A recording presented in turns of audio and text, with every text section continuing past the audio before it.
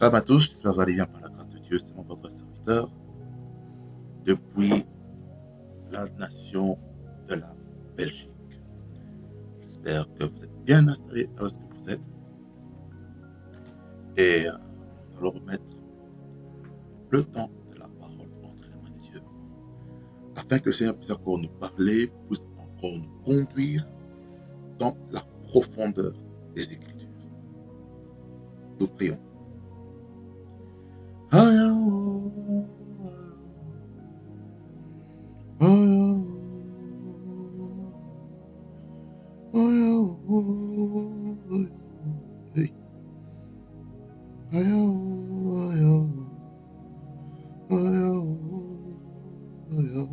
Jesus.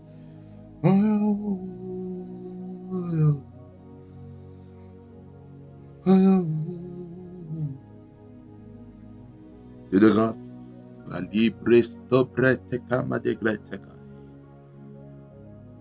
Je te remets ce temps de la parole entre tes mains. Et je te remets le prédicateur entre tes mains. Parle au travers de sa bouche, afin de communiquer ta pensée à la vie de chacun, afin que chacun puisse se mettre en question par rapport à sa marche avec Dieu. Seigneur, sois loué, sois béni. Sois le Dieu des esprits des prophètes. Sois le sois béni. Au nom de Jésus. Amen. Bien, maintenant, nous allons continuer l'enseignement que nous sommes en train de parler sur la doctrine du jugement éternel. Et aujourd'hui, je vais me diriger vers le deuxième type de jugement. C'est le jugement du grand trône blanc de Dieu. Nous allons voir cela parce que au premier épisode, nous avons vu le jugement du tribunal de Christ, avec bien sûr l'introduction et la définition des termes de la thématique, qui a été vraiment très très très intense, dans laquelle le Saint-Esprit nous avait vraiment conduit à comprendre que ceux qui servent le Seigneur auront des récompenses. Et Dieu nous a fait aussi comprendre, à travers les Saintes Écritures, que il y a certains services qui ne sont pas de qualité. Et lorsque nous allons comparaître devant Jésus, toutes les œuvres que nous aurons faites seront éprouvées par le feu. Le feu va authentifier si le service qui a été rendu dans la maison de Dieu était correct et en bonne et due forme. C'est pour ça que nous allons lire Apocalypse, chapitre 20, versets 11 à 15. Apocalypse, chapitre 20, 11 à 15. Voici ce que la parole de Dieu dit. Puis je vis un grand trône blanc, et celui qui était assis dessus. La terre et le ciel s'enfuirent devant sa face, et il ne fut plus trouvé de place pour eux. Et je vis les morts, les grands et les petits, qui se tenaient devant le trône. Des livres furent ouverts, et un autre livre fut ouvert, celui qui est le livre de vie. Et les morts furent jugés selon leurs œuvres, d'après ce qui était écrit dans ces livres. La mer rendit les morts qui étaient en elle. La mort et le séjour des morts rendirent les morts qui étaient en eux. Et chacun fut jugé selon ses œuvres. Puis, la mort et le séjour des morts furent jetés dans l'étang de feu. C'est la seconde mort, l'étang de feu. Quiconque ne fut pas trouvé écrit dans le livre de vie fut jeté dans l'étang de feu. Amen. qu'on parle comme le Seigneur sans le commentaire de qui que ce soit. Bien aimé dans Seigneur, nous avons pu définir dans la première partie sur le mot doctrine. Je ne vais pas encore retourner. Nous savons que c'est l'enseignement, ce sont les valeurs, ce sont des principes qui doivent conduire vers Christ. Donc, la doctrine, en fait, c'est un état de vie que l'on doit mener. Et j'expliquais que le jugement, vraiment, c'est un acte juridique qui est fait au tribunal après avoir déposé une déposition de 2-3 témoins pour établir une vérité. Et là, il y a maintenant l'équilibre du pour et le contre pour appliquer les peines. Et éternel, nous savons que notre Dieu, il est l'alpha et l'oméga, le premier et le dernier, le commencement et la fin, par la personne de Jésus-Christ. Ensuite, les Seigneur, ce que nous devons comprendre, c'est que dans le jugement du grand trône blanc, à la différence du jugement du tribunal de Christ, c'est que le jugement du grand trône blanc de Dieu, c'est pour toutes les personnes qui n'auront pas cru au nom du Seigneur Jésus. Et pourtant, Dieu envoie ses ambassadeurs, les enfants de Dieu, en train d'évangéliser la parole, en demandant, en exhortant les gens d'abandonner la vie du péché, d'abandonner les mauvaises voies. Mais ces personnes demeurent là-dedans. Il y a même des personnes qui vont à l'église. On leur dit d'abandonner tel type de vie, telle qualité, tel comportement, mais ces personnes refusent. Ces personnes sont considérées aussi comme des non-croyants. Parce que l'église, il y a tout type de personnes qui rentrent. C'est pour ça qu'il y a une différence, bien Seigneur, entre être membre de l'église locale et être membre de l'église universelle, proprement dit, le corps de Christ. C'est-à-dire que l'église est ouverte à tout le monde. Je parle d'église locale. L'église locale est ouverte à tout le monde afin qu'on puisse entrer dans sa présence. Quelqu'un qui n'a jamais entendu parler de Jésus-Christ, il entre dans l'église, il n'est pas chrétien. Et s'il veut donner sa vie à Christ, gloire à Dieu, le ciel se réjouit de ça. Mais il y a cette personnes qui vivent une qualité de vie que Dieu n'aime pas. Mais ils viennent quand même à l'église. Et lorsqu'ils sortent de l'église, ils retournent à leur mauvaise vie.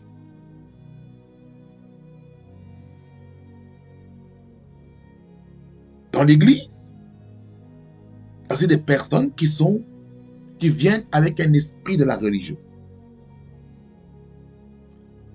Par les pharisiens, les sadducéens, les docteurs de la loi. Mais le Seigneur veut qu'on soit des enfants de Dieu, qui comprenons les choses comme Dieu veut.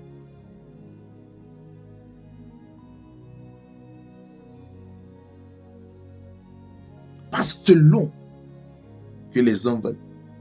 Est-ce que vous comprenez? Alala, bless, stop, pray, et dégage. L'église doit être un endroit où nous expérimentons quotidiennement la transformation. Dieu veut que nos vies soient transformées. Pourquoi je dis ça? Parce qu'aujourd'hui, par rapport à l'église, il y a un fléau où il y a des personnes qui écoutent la parole, qui ne mettent pas en pratique. Le Seigneur a mis dans le cœur de son serviteur, par exemple,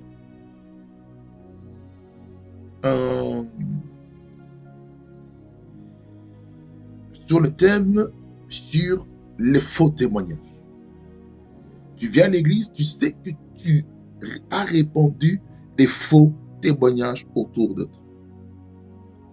Et le prédicateur est en train de dire, sous l'inspiration du Saint-Esprit, Mon frère, ma soeur, arrête de répandre les faux témoignages autour de toi afin de détruire la vie d'un autre.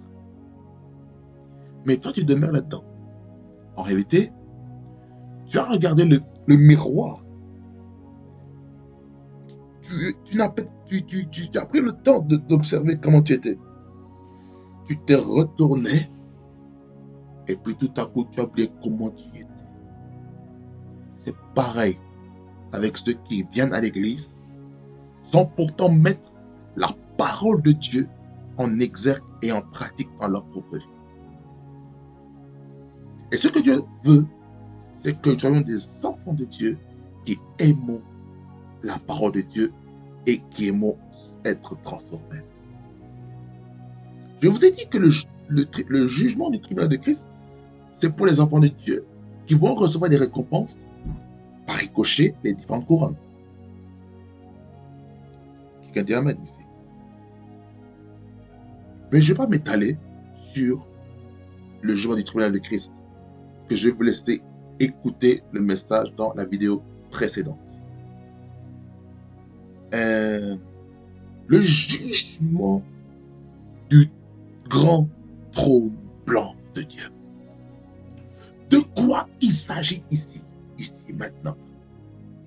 Le jugement du trône blanc de Dieu est un jugement qui est destiné à toute personne qui n'a pas cru et qui n'a pas accepté Jésus-Christ comme Seigneur et Sauveur. Ça veut dire, par là, écoutez-moi bien, toute personne qui ne s'est pas convertie au christianisme, là, c'est selon les Écritures, est destinée à ce jugement. Est-ce que quelqu'un me comprend jusqu'ici? C'est sûr de me comprendre.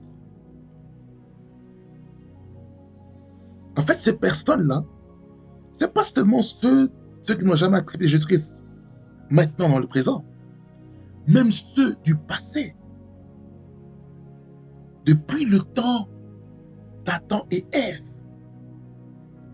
jusqu'à ce qu'on descende avec Caïn et Abel, Seth, jusqu'à descend jusqu'à la postérité de Noé. Tous ceux qui étaient dans la Bible de Sodome et Gomorrhe. Des personnes qui n'ont jamais accepté Jésus-Christ.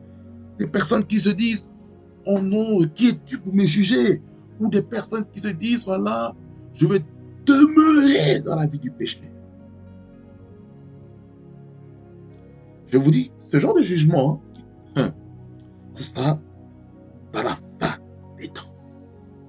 Parce que nous sommes déjà dans les temps de la fin. Un jour, je vais parler un petit peu une thématique pendant un mois sur les événements des temps de la fin pour nous faire comprendre un petit peu dans quel temps nous sommes aujourd'hui. Le jugement du trône blanc de Dieu.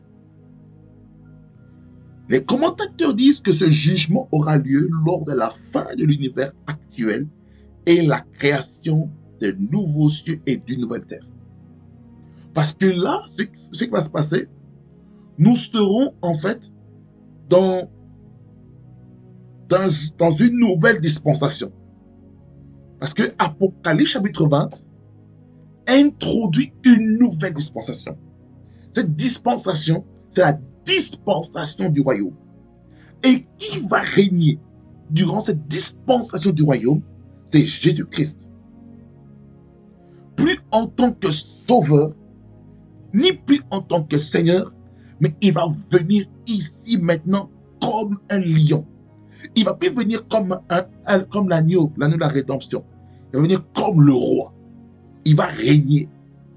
Et Dieu va donner à ses enfants qui ont fait valoir leurs œuvres durant leur vivant, avant que cette dispensation soit manifeste, il va maintenant placer des gens dans certaines zones de direction, de leadership. Ça veut dire par là quoi? Dans la dispensation du royaume, le diable, Satan, il sera lié pendant 1000 ans. Lorsqu'on va déjà dans ce chapitre-là de Apocalypse chapitre 20, vous allez voir que on appelle le diable je vais lire rapidement, verset 1er et le suivant, il dit, puis je vis descendre du ciel un ange qui avait la clé de l'abîme et une grande chaîne dans sa main. Qu'est-ce que cet ange est venu faire qui vient du ciel? Il est venu pour faire quoi? Il est venu faire cette chose-là, verset 2. Il saisit le dragon, le serpent ancien, qui est le diable et Satan, et il le lia pour 1000 ans. Donc, l'ange ici, qui vient du ciel, il est venu pour une mission, c'est lier le diable. Lier Satan. Le diable et Satan, c'est les mêmes personnes. Donc ici, on voit les noms du diable. Le dragon, le serpent ancien. Ça veut dire par là quoi? Écoutez, lorsqu'on va dans Genèse chapitre 3, dans la tentation, dans la chute de l'homme, avec Adam et Ève, qui ont mangé le fruit défendu, que Dieu avait ordonné de ne pas manger dans Genèse chapitre 2. Il y a des choses qui s'est passé. Il y a eu la chute. Adam et Ève ont perdu leur autorité, ils ont perdu leur domination terrestre. Maintenant, qui était en charge maintenant? C'était le diable. Le diable qui était symbolisé, qui était imagé comme le serpent. C'est ça qu'on appelle le serpent ancien. Et le serpent ancien de Genèse 3 devient maintenant à Apocalypse le dragon. Qu'est-ce que ça signifie? Ça veut dire par là quoi? Nous devons tuer le serpent qui veut nous empêcher d'aller de l'avant. Le serpent, ça peut être quoi? Ça peut être une habitude, un comportement, une mentalité que tu as peut-être nourri depuis des années. Et il est difficile à l'heure actuelle d'enlever ça. Parce que tu t'es tellement resté ancré dans ces choses. Et pourtant, Dieu veut que tu puisses changer ta manière de faire les choses. Regardez, verset 2. Il saisit le dragon, le serpent ancien, qui est le diable et Satan, et il le lia pour 1000 ans. C'est-à-dire que pendant 1000 ans, qu'est-ce qui va se passer? Verset 3. Il dit quoi? Qu'est-ce que cet ange fait? Après avoir lié, après avoir saisi, lié, tout ça, il le jeta dans l'abîme. Bottomless pit, en anglais. Ferma et scella l'entrée au-dessus de lui, afin qu'il ne séduise plus des nations. Jusqu'à ce que les 1000 ans soient accomplis, après cela, il faut qu'il soit délié pour un peu de temps. Ça veut dire par là quoi? Dans la dispensation du royaume, nous aurons 1000 ans de paix, mais à l'extrême, où Dieu va régner. Il n'y aura plus de meurtre, plus d'assassinat, plus d'injustice, plus de corruption. Là, Dieu va diriger la nation. Il va diriger le monde. Où est-ce que Jésus-Christ va atterrir? Lors de sa deuxième venue, vous savez, ce sera par où? Il va descendre sous les monts des Oliviers afin de combattre les puissances qui combattaient les enfants de Dieu, qui combattaient les gens. Dans Apocalypse chapitre 19, du verset 11 jusqu'au verset 21, on va lire ça rapidement, et puis je reviens dans le texte. Il dit ceci. Puis je vis le ciel ouvert, et voici parut un cheval blanc. Celui qui le montait s'appelle fidèle et véritable, et il juge et combat avec justice. Ici on parle de qui? On parle de Jésus. Ses yeux étaient comme une flamme de feu. Ça veut dire que Jésus-Christ, il va revenir dans une dimension glorieuse. Sur sa tête étaient plusieurs diadèmes. Il avait un nom écrit que personne ne connaît si ce n'est lui-même. Et il était revêtu d'un vêtement teint de sang. Son nom est la parole de Dieu. Oh my God. Les armées qui sont dans le ciel le suivaient sur des chevaux blancs, revêtus d'un venin blanc pur. De sa bouche sortait une épée aiguë. Oh mon Dieu, c'est cataclysmique. Calabrosa, pour frapper les nations. Il les pètera avec une verge de fer, et il foulera la cuve de vin de l'ardente colère du Dieu Tout-Puissant. Il avait sur son vêtement et sur sa cuisse un nom écrit, Roi des rois et Seigneur des seigneurs. Et je vis un ange qui se tenait dans le soleil. Il cria d'une voix forte, disant à tous les oiseaux qui volaient au milieu du ciel, venez rassemblez-vous pour le grand festin de Dieu, afin de manger la chair des rois, la chair des chefs militaires, oh mon Dieu, la chair des puissants, la chair des chevaux et de ceux qui les montent, la chair de tous, libres et esclaves, petits et grands. Et je vis la bête, les rois de la terre et leurs armées, rassemblés pour faire la guerre à ceux qui étaient assis sur le cheval et à son armée. Et la bête fut prise, et avec le faux prophète, qui avait fait devant elle les prodiges par lesquels il avait séduit ceux qui avaient pris la marque de la bête et adoré son image. Ils furent tous les deux jetés vivants dans les temps ardents de feu et de soufre. Et les autres furent tués par l'épée qui sortait de la bouche de celui qui était assis sur le cheval, et tous les oiseaux se rassasièrent de leur chair. Et ça va être terrible, hein? Quand Jésus-Christ va revenir, ça va être terrible. Ça va être terrible. Oh là là là.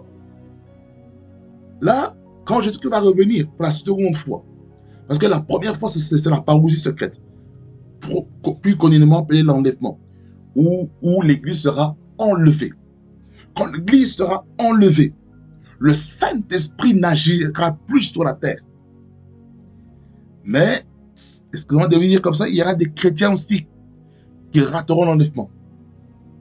Et ils seront contraints de prendre la marque de la bête. Mais les personnes qui vont résister à le porter, surtout les enfants de Dieu, on va les tuer. Mon bien-aimé, ne rate pas l'enlèvement. Jésus revient. Participe à l'enlèvement. Sois parmi ces personnes qui seront prises au premier vol.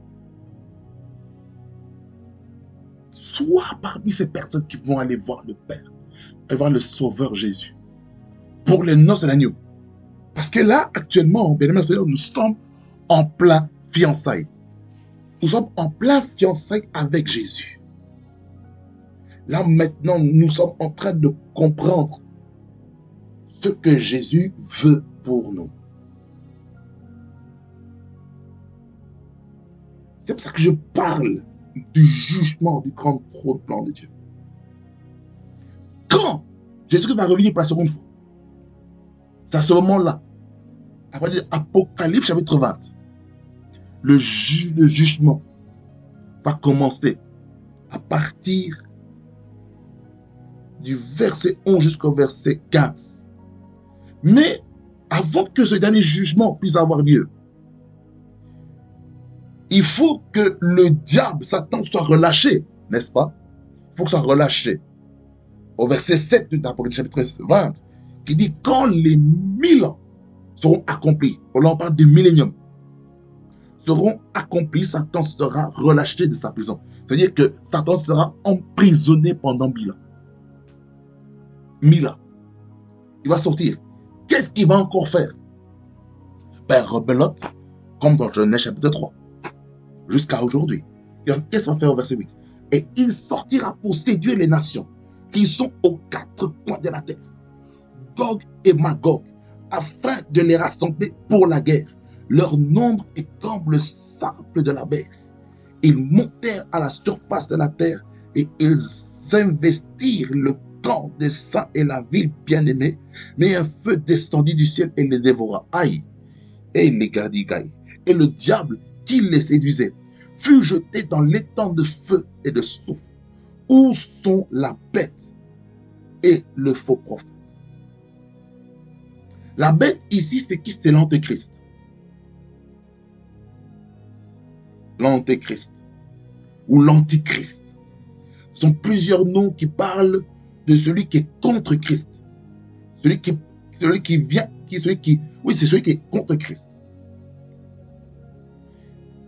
C'est le fils du diable. Dans un jargon plus simple.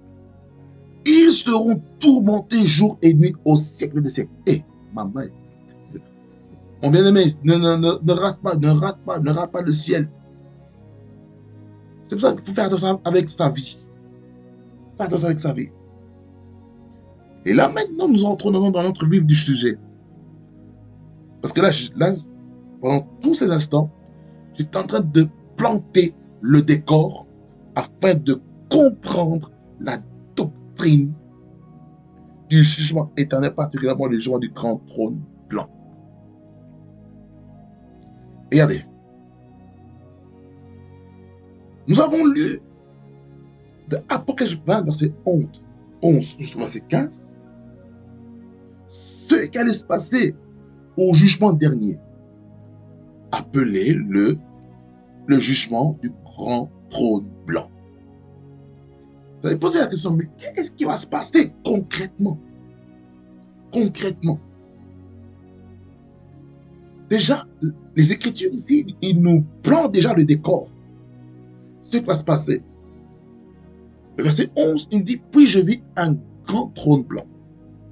Et celui qui était assis dessus. Celui qui était assis dessus, comme j'ai dit tout à l'heure, c'est Jésus-Christ. Ensuite, à partir de là, il dit que la terre et le ciel s'enfuirent devant sa face. Et ils ne furent plus trouvés de place pour eux. Et ce sera terrible. Ce sera terrible. Quand on regarde juste ce verset, qui dit que la terre et le ciel s'enfuirent devant sa face. Et ils ne furent plus trouvés de place pour eux. Ça veut dire la crainte de Dieu va se répandre. Ça va être terrible.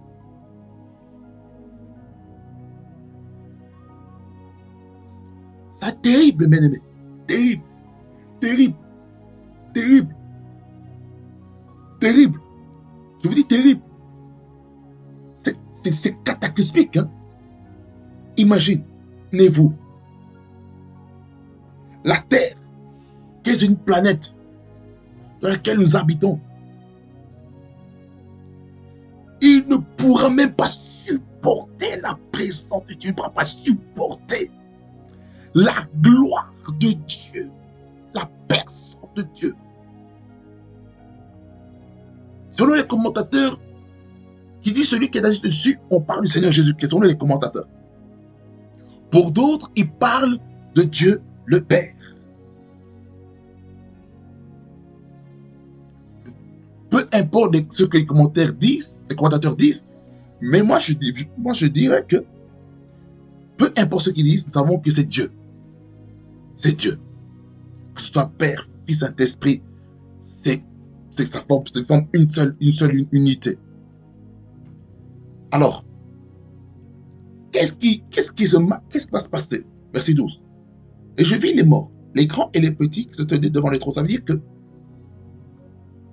du plus jeune au plus âgé, les personnes qui n'ont pas cru à Christ, écoutez-moi bien, ils vont comparaître devant le trône, devant Dieu. Oh! Qu'est-ce que ça veut dire? Ça fait mal de dire ça. Ça veut dire qu'il y a des enfants qui n'ont jamais accepté Jésus. 1. 2. Qui n'ont jamais entendu parler de Jésus dans leur famille. 3. Il y a des enfants nés dans des familles chrétiennes dont les parents n'ont pas montré les voies du Seigneur avec leur enfant. 4. Il y a des parents... Oh my God, non, c'est... Les catégories, c'est énorme. C'est énorme. C'est énorme. Qu'on dit les grands et les petits, ça veut dire c'est toutes les générations des plus jeunes au moins jeunes. C'est scandaleux. C'est pour dire qu'il faut que les familles puissent prêcher l'évangile dans les maisons. Il faut que les parents enseignent la parole dans la maison. C'est que dans le livre de Proverbes, on dit instruis l'enfant et il ne s'en détournera pas. C'est-à-dire que les parents doivent instruire l'enfant. selon la parole de Dieu, selon la sainte doctrine. C'est-à-dire qu'à un moment donné, lorsque l'enfant va grandir, il va arriver à l'âge de la maturité, que ce soit spirituelle ou la maturité intellectuelle, il va se dire, voilà, ma maman m'avait dit ça. Ma maman m'a montré le modèle de la prière. Mon papa m'a montré comment fallait servir Dieu, etc., etc. Mais il y a certains qui ne montrent pas le modèle. Alors, les enfants qui proviennent de familles non croyantes, non chrétiennes, ils vont commencer maintenant, s'ils prennent une décision personnelle de servir Dieu, ils vont connaître des oppositions à la famille. Par exemple, un chrétien qui provient d'une famille musulmane va connaître des oppositions, des persécutions. Non seulement ça, mais cette personne-là risque d'être rejetée par leur famille. Parce que pour les musulmans, le fait de renoncer à la foi musulmane est une abomination. Vous voyez? Je ferme la parenthèse. Je vis les morts, les grands et les petits. C'était devant les trônes. Ça sera effrayant pour les personnes qui n'ont pas accepté Christ. Pour les personnes qui ont refusé l'évangile. Mais le Seigneur veut que tout homme soit sauvé parvienne à la connaissance de la vérité. Comme il est écrit dans 1 Timothée chapitre 2, soit le verset 4 ou le verset 6, qui nous parle de cela. Vous-même, allez consulter, allez vérifier. Comme les chrétiens de Béret. Ça, c'est la deuxième chose qui va se passer. Première étape, verset 11, la terre et le ciel s'enfuirent devant sa face et il ne fut plus trouvé de place pour eux. Première étape. Deuxième étape, c'est que les grands et les petits vont se tenir devant les trônes. Ça veut dire qu'il y aura une ligne. Oh my God. Oh my God. Chacun va attendre son tour. Chacun va attendre son tour.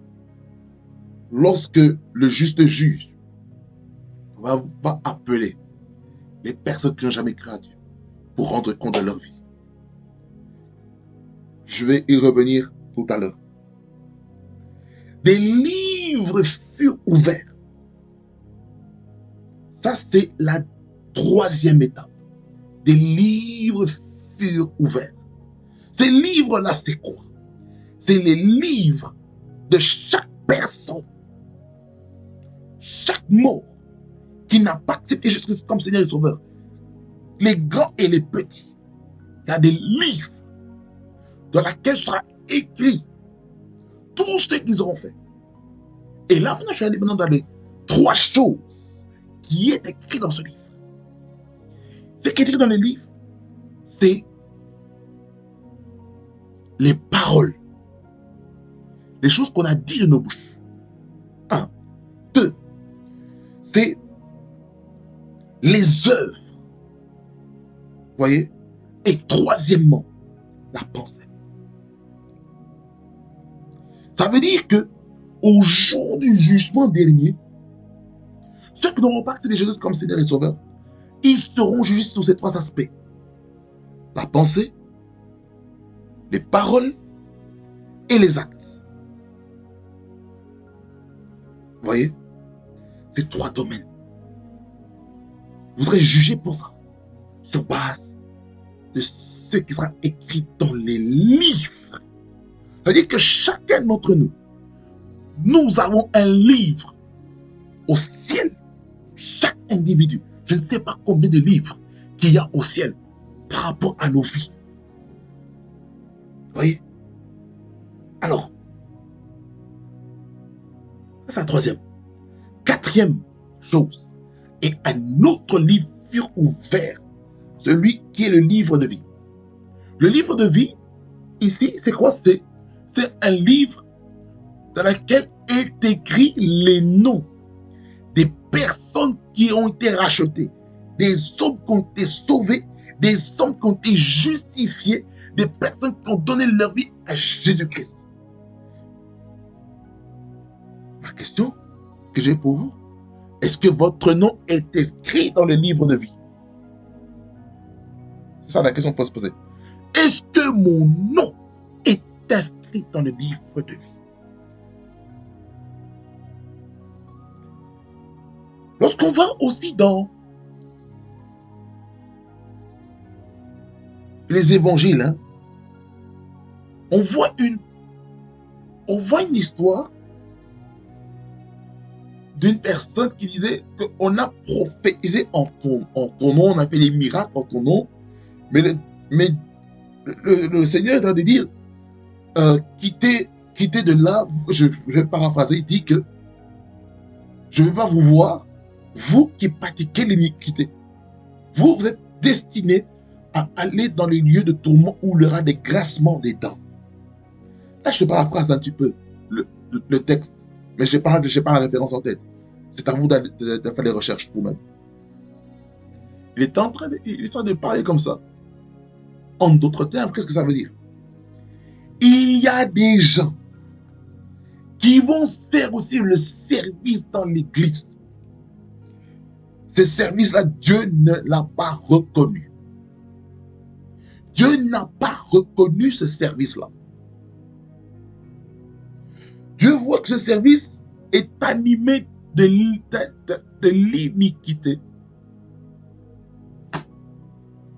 L'iniquité. L'iniquité.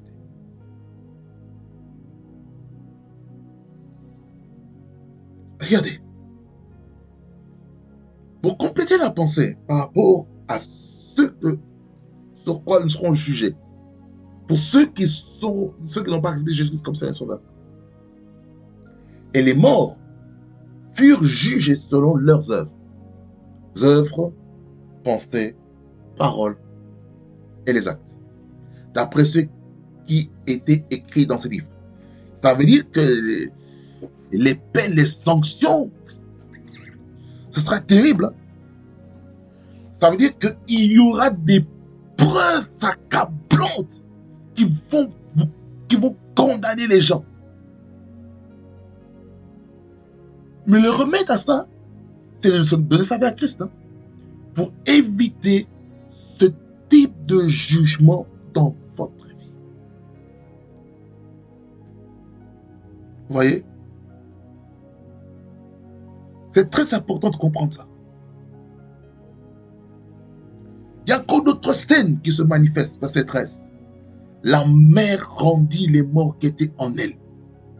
Ah, ça veut dire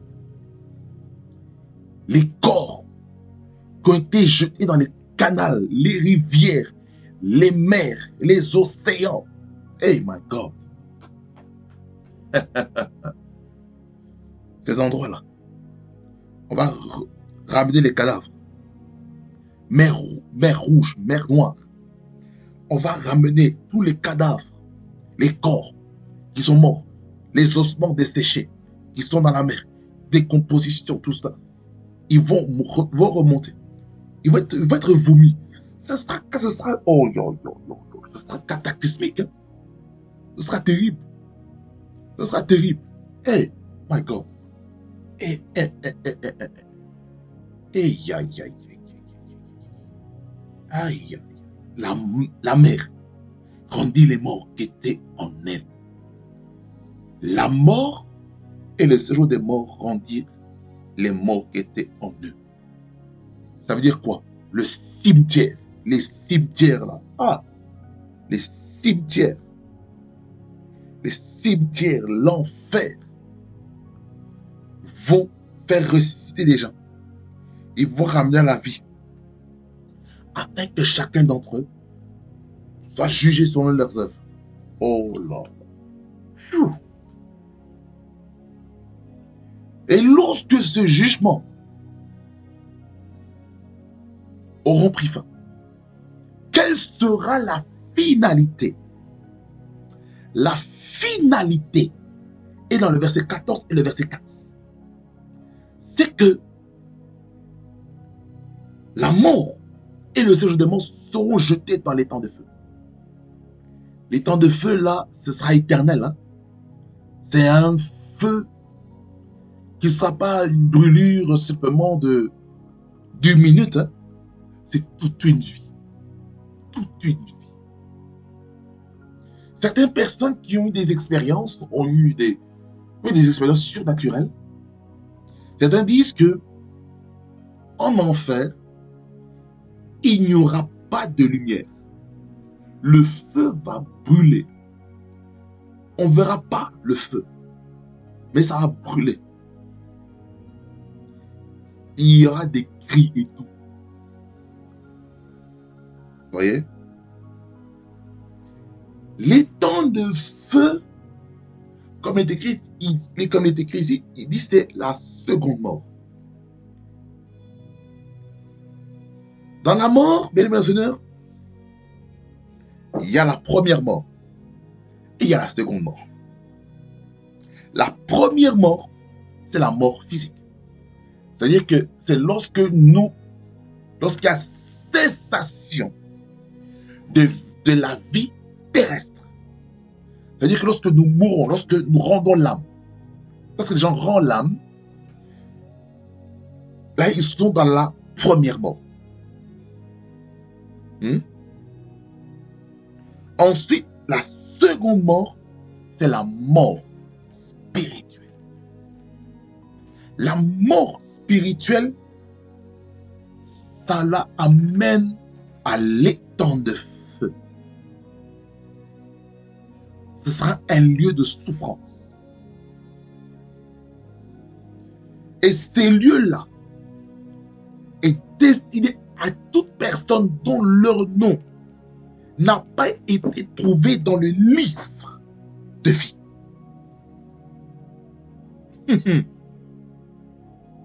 Le livre de vie. Le livre de vie. Mais c'est terrible, hein, c'est terrible. Terrible. Terrible. C'est terrible. Le jugement éternel. Le jugement du grand trône blanc. Ceci fait partie aussi d'un sujet eschatologique. Ces deux parties que je fais par la grâce de Dieu, c'était des sujets à caractère eschatologique. L'eschatologie, c'est quoi? C'est l'étude de la fin des temps. Et pourtant, je n'ai pas encore épinglé des sujets précis pour une autre série. Mais j'en parle déjà d'en comprendre la doctrine du jugement éternel. Parce que ce mois-ci, c'est le mois de comprendre la doctrine. Comme sous-bassement hébreu, chapitre 6, verset 1er, le verset 2. Qui sait, l'année prochaine, je vais reprendre encore, comprendre la doctrine, ça sera édition 2. Parce qu'ici, c'est la première édition. Parce qu'il faut que les vies soient touchées et visitées. Alors, mon bien-aimé, je vais conclure ici en vous posant la question que j'ai écrite dans mes notes, que je vais vous dire ici. Mon frère et ma sœur dans le Seigneur, as-tu ton nom inscrit dans le livre de vie? As-tu ton nom inscrit dans le livre de vie? Si aujourd'hui tu mourais, aujourd'hui, est-ce que ton nom est inscrit dans le livre de vie?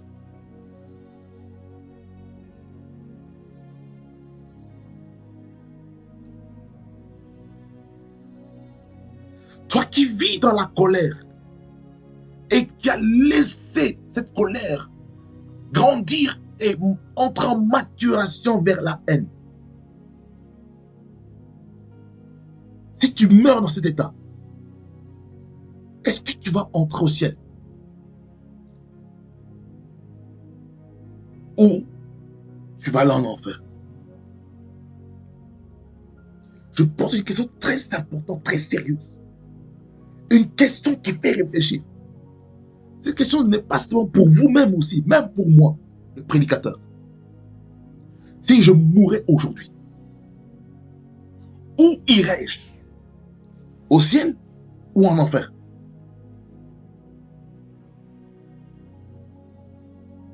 Par la qualité de vie que je mène, ou votre qualité de vie que vous menez, est-ce que dans votre état, est-ce que vous allez hériter le royaume de Dieu? Oui ou non? Deuxième question, pour vous qui n'avez pas encore accepté Jésus-Christ comme Seigneur et Sauveur, est-ce qu'aujourd'hui vous voulez donner votre vie à Christ? Parce que là, tout à l'heure, je vais vous donner l'opportunité de donner votre vie à Christ comme Seigneur et Sauveur. En faisant de lui le maître de votre vie. C'est très important.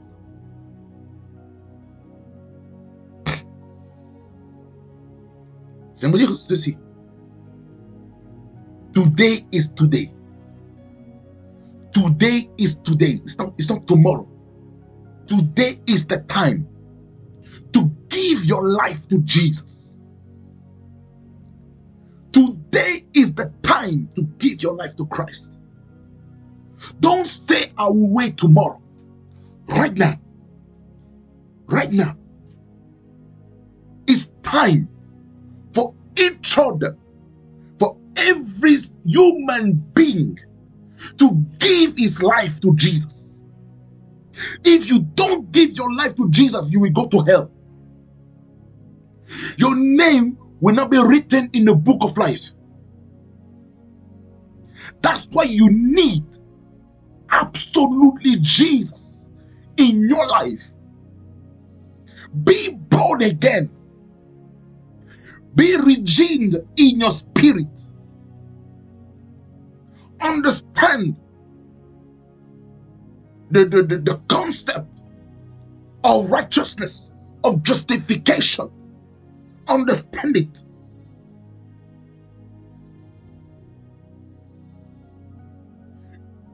C'est important. C'est important de donner sa vie à Christ. C'est aujourd'hui. C'est pas demain. Car demain, ça ne nous appartient pas.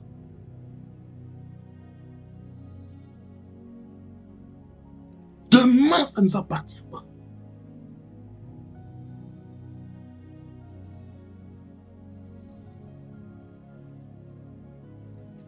Jésus revient bientôt. Non, non, non, je n'ai pas dit revient bientôt. Il revient tout court. Parce que si on dit revient bientôt, on peut donner la licence de péché, de faire ce qu'on veut. Bien aimé Seigneur, on ne fait pas ce qu'on veut. Notre vie appartient à Jésus. Dieu tient le monde entier dans les creux de sa main. Mais le diable veut vous pousser parce que vous pouvez retarder le programme divin pour votre vie. Amen. Que le Seigneur vous bénisse abondamment. Parce beaucoup du bien. Parce que Dieu veut que tout homme soit sauvé et parvienne à la connaissance de la vérité. Soyez bénis au nom de Jésus. Père, je prie pour ce message.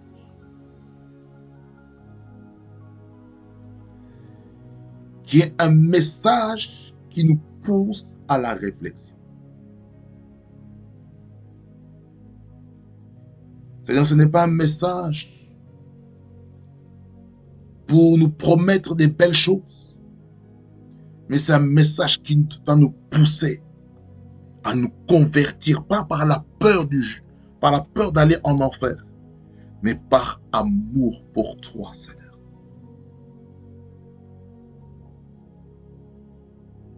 Si quelqu'un, Seigneur, s'est rendu compte que son nom n'est pas inscrit dans le livre de vie, si une personne se rend compte dans sa conscience que sa qualité de vie ne glorifie pas ton nom, Père, je prie pour une repentance, particulièrement pour les enfants de Dieu. Je prie pour une repentance afin que chacun et chacune ne puisse pas aller en enfer. Là où est-ce que, Seigneur, il y a eu des faux prophètes qui ont utilisé ton nom en vain afin de détourner un plus grand nombre en enfer. Seigneur, aie compassion et pitié. Je prie pour toutes les personnes qui ont été victimes des fausses doctrines, des faux enseignements. Seigneur, je prie que ton sang les purifie, les sanctifie et les lave, afin que tout mauvais fondement qui a été bâti dans leur vie, Seigneur, soit totalement détruit. Et que le fondement basé sur Christ soit dans la vie de chacun et chacune qui ont été victimes des fausses doctrines. Au nom de Jésus-Christ. Je prie pour celui qui ne te connaît pas, Seigneur, je prie qu'il te rencontre. Qu'il puisse te dire qu'il y a une opportunité qui lui est ouverte pour la proclamation de l'évangile, pour le salut des âmes, pour son salut, pour son éternité. Parce que tu veux que chacun soit sauvé et parvienne à la connaissance de la vérité. Je prie pour cela, au nom de Jésus-Christ. Mon bien-aimé et ma bien-aimée, ou peut-être une personne qui est tombée ici pour la première fois sur cette chaîne YouTube de Rema Frequency TV, et vous n'êtes pas chrétien, vous n'êtes pas chrétienne, vous n'êtes pas enfant de Dieu. Vous vous rendez compte que votre vie est en train de tourner en rond. Vous vous rendez compte que le diable vous a rendu captif sous son pouvoir et son autorité.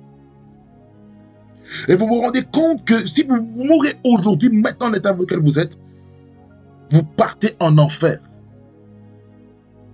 Vous partez vers les temps de feu qui est la seconde mort. Et aujourd'hui, vous voulez donner votre vie à Christ. Mettez votre main droite, votre cœur, et déclarez avec moi. Et si vous êtes enfant de Dieu, et que vous voyez que vous avez aussi rétrogradé dans votre foi, rétrogradé dans votre marche, faites aussi cette prière. Je veux même dire à toutes les personnes qui me suivent, faites cette prière avec moi. Faites cette prière avec moi. Dites, Seigneur Jésus, je te remercie pour ta parole qui m'a parlé avec efficacité. Seigneur Jésus, aujourd'hui, je décide de te suivre. Je décide de marcher selon tes voies et selon tes préceptes. Au nom de Jésus. Seigneur Jésus, en ce jour, je t'accepte comme Seigneur et Sauveur. Je déclare que la vie passée reste dans le passé. Et qu'aujourd'hui, j'embrasse une nouveauté de vie en toi, Christ. Car tu dis dans ta parole, celui qui est en Christ, il est une nouvelle création. Les choses anciennes sont passées. Et voici, toutes choses sont devenues nouvelles. Aujourd'hui, Seigneur, je renonce à la vie du péché. Je renonce aux œuvres mortes. Au nom de Jésus-Christ. Père, je renouvelle mon engagement avec toi. Je renouvelle mon alliance avec toi afin d'être prêt lorsque tu me prendras, au nom de Jésus, au nom de Jésus. Aujourd'hui, Seigneur, je suis sauvé. Mon esprit est régénéré. Au nom de Jésus. Merci Seigneur Jésus. Parce que je suis né de nouveau. Au nom de Jésus. Laissez-moi prier pour vous. Seigneur Jésus-Christ, je prie pour toutes les personnes qui ont accepté Jésus-Christ comme Seigneur et Sauveur.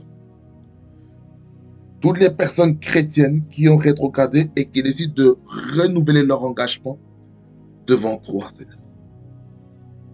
Seigneur, tu dis dans ta parole Christ à que tous ceux qui t'ont cru, tu leur as donné le pouvoir de devenir enfants de Dieu.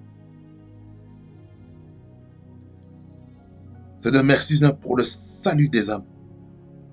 Merci pour le renouvellement de l'alliance, le renouvellement de l'engagement, de la communion avec toi. Parce que Seigneur Jésus, tu reviens plus vite qu'on ne pense. Parce que Seigneur Jésus, nous voyons comment le temps est en train de passer vite. Lorsque Seigneur, nous passons Seigneur, du temps sur les réseaux sociaux, nous ne voyons pas le temps passer. Mais c'est après lorsque nous regardons Seigneur la montre que nous nous rendons compte que le temps passe. Seigneur, on peut dormir 8 heures, mais on a l'impression qu'on a dormi pendant 1 heure. Parce que le temps passe vite. Parce que tu reviens bientôt. Et tu veux une église. Tu veux des âmes qui ont ni tache, ni ride. Et c'est cette épouse-là que tu viens rechercher. Au nom de Jésus. Seigneur, épargne, Seigneur, à ceux qui ne vivent pas selon tes préceptes du jugement éternel. Consentis cette personne, encore une fois, Seigneur, de revenir sur le chemin de Dieu, le chemin du royaume. Au nom de Jésus. Je prie pour les enfants qui ont grandi dans les familles chrétiennes et aujourd'hui se sont détournés de tes voies, qui ont abandonné la foi. Père Dieu de grâce, rencontre-les, Seigneur. Toutes les personnes que le diable a volées dans les églises, à cause des comportements, Seigneur Jésus-Christ, des conducteurs de l'église, des responsables, Seigneur, des départements, pour ceux qui te servent, ceux qui sont appelés au service et à la responsabilité. Seigneur, je prie, Seigneur, que tu guérisses, que tu restaures ces personnes qui ont été détruites, démolies à cause du comportement d'un leader, d'un responsable dans une église locale. Seigneur, je prie pour la restauration des cœurs brisés et qu'il faut en sorte que ces personnes se disent, je ne veux même plus mettre les pieds à l'église. Je prie que ces personnes soient guéries dans les maisons et qu'ils puissent revenir dans l'église, là parce que Dieu va les conduire afin qu'ils puissent expérimenter la paix. Seigneur, chaque église locale, Seigneur, n'est pas parfaite. Car là où il y a présence d'hommes, il y a des défauts. Mais nous travaillons sur les défauts et nous apprécions les qualités des gens. Merci Seigneur Jésus. Toi qui es capable de restaurer les destinées et les vies.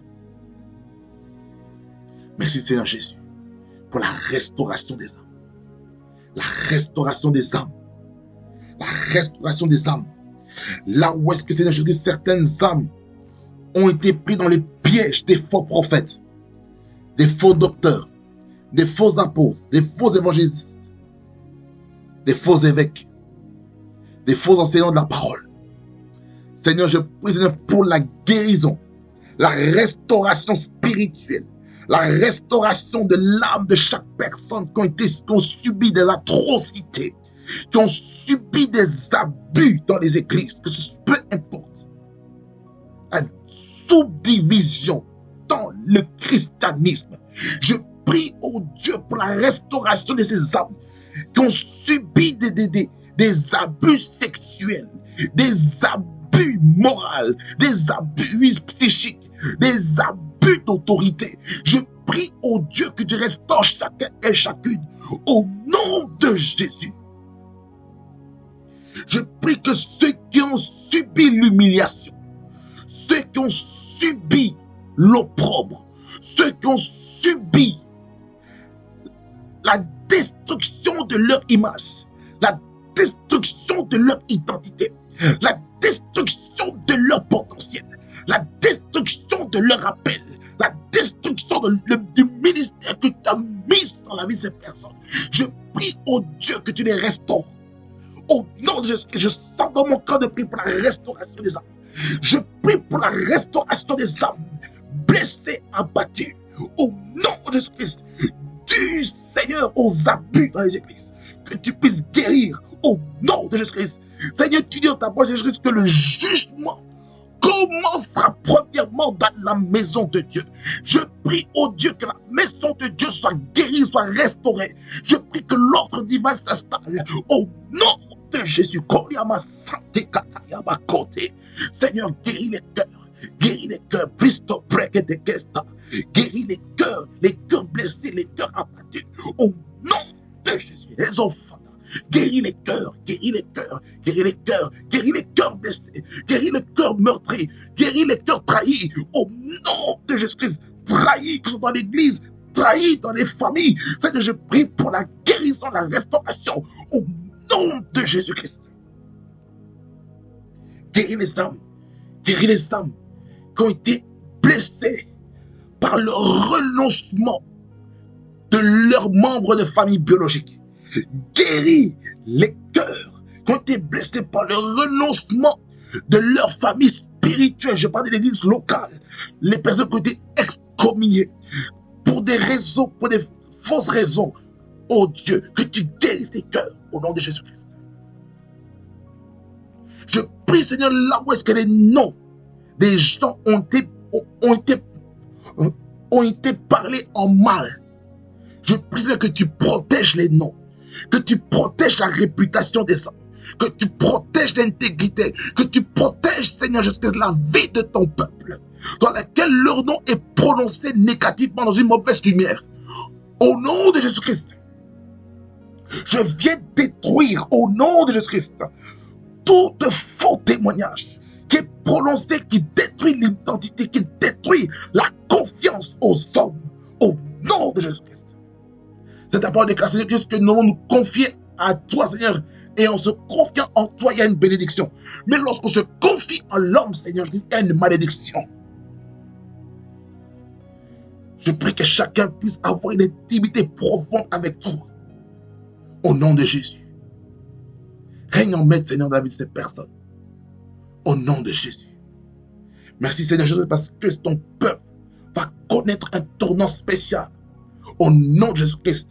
Et je prie, Seigneur, qu'en ce dernier jour du mois d'avril, je prie que ta gloire soit manifeste dans la vie de chacun et de chacune. Au nom de Jésus-Christ. Et qu'il puisse entrer dans le mois de mai, dans une dimension puissante d'autorité, afin qu'au mois de mai, que chacun puisse comprendre la manifestation du caractère, la manifestation du fruit de l'esprit que nous aborderons. Je prie au Dieu que ces personnes puissent marcher selon l'esprit afin de ne pas accomplir les désirs de la chair.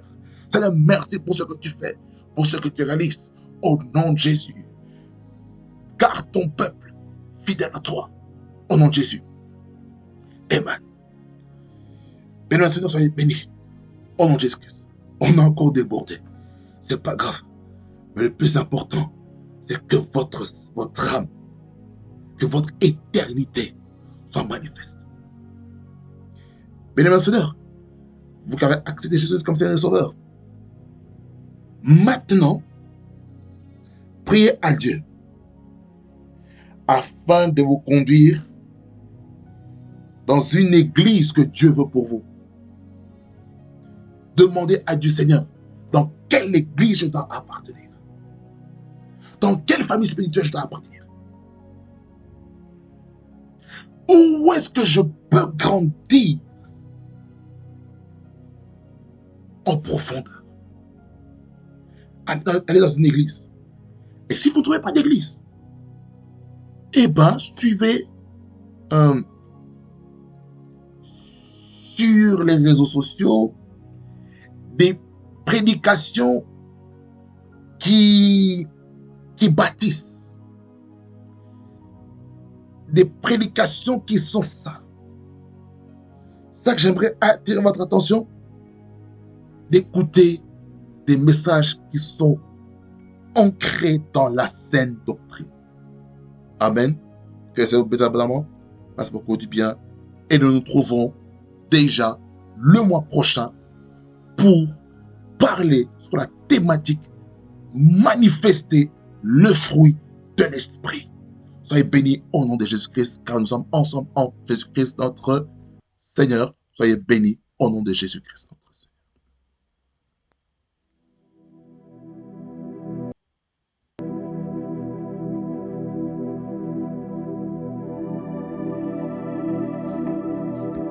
Oriama Santa Pratia da Basete.